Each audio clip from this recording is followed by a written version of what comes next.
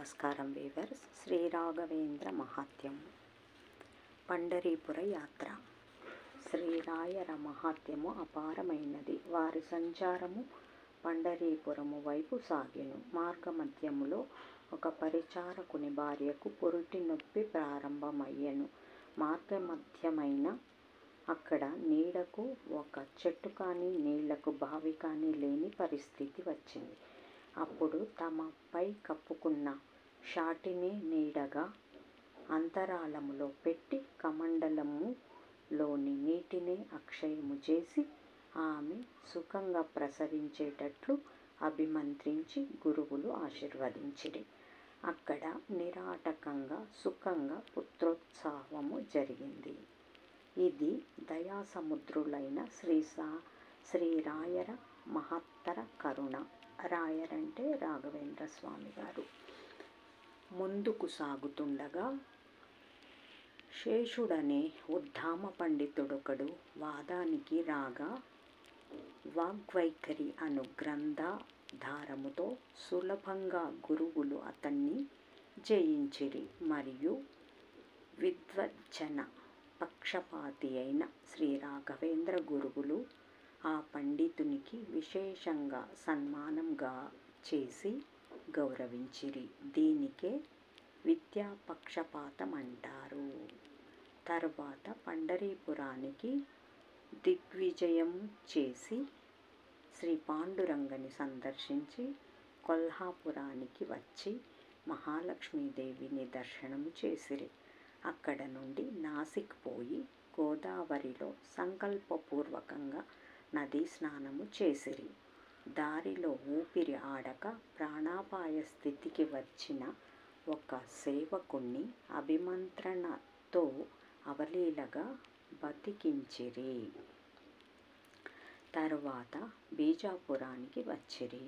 అక్కడ ఆదిల్ షాహీ ముసల్మాను రాజైన రెండవ ఇబ్రహీం ఆదిల్ షా అనేవాడు సవనూరు నవాబుకు శ్రీపాదుల వారు చేసిన అనుగ్రహమును కర్ణాకర్ణిగా వచ్చిన వార్తను విని సర్వమత సమానతను ఇచ్చే వాడు శ్రీరాయరను జగద్గురువులు అని బిరుదును ఇస్తూ శ్వేతఛత్రాదులతో బహువిధంగా సత్కరించి ధన్యుడాయను. శ్రీపాదుల వారు సంచారత్వేన కృష్ణాతీరాన అల్లూరుకు వచ్చిరి. అక్కడే శ్రీ జయతీర్థులు రచించిన తత్వప్రకాశిక గ్రంథమునకు భావదీపమనే బహు అమూల్యమైన టిప్పణి రూప వ్యాఖ్యానమును రచించిరి. అణుభాష్యానికి తత్వమంజరి వ్యాఖ్యానమును విస్తారంగా వ్రాసిరి.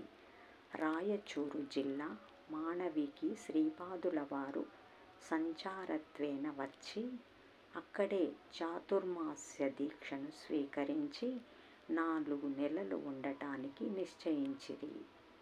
ఒక దినము దళితుడొకడు శ్రీపాదుల వారిని కుశల ప్రశ్న చేస్తుండగా అతని పూర్వజన్మ ఇతిహాసమును తమ దివ్య దృష్టితో తెలుసుకున్న శ్రీరాయరు మూలరాముని సేవ కొరకు ఏదైనా తీసుకురా అనిరి.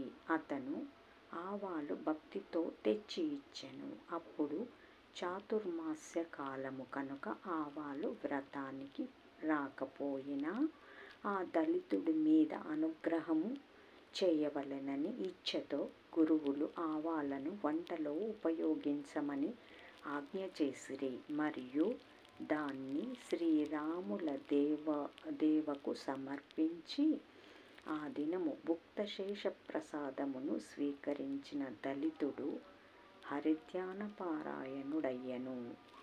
ఓం శ్రీ రాఘవేంద్ర స్వామినే నమః.